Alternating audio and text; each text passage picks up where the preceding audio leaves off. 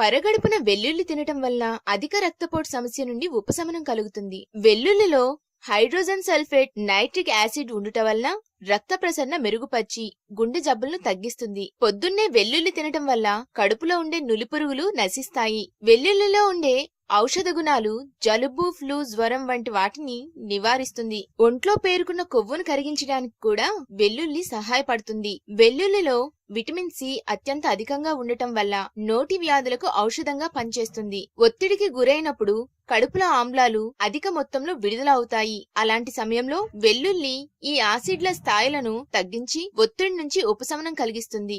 అర చెంచా నేతిలో వేయించిన 2 వెల్లుల్లిపాయలను క్రమం తప్పకుండా తింటే జలుబు, ముక్కుదిబ్బడ తగ్గుతాయి. 2 వెల్లుల్లిపాయల రసం అర గ్లాసు గోరువెచ్చని నీళ్లలో కలిపి తీసుకుంటే ముఖ వచ్చస్సు ఆకర్షణీయంగా కనిపిస్తుంది. తెలుసుకున్నారు కదా ఫ్రెండ్స్ వెల్లుల్లిపాయ ప్రయోజనాలు. మా వీడియోస్ ని ఫాలో అయిపోండి.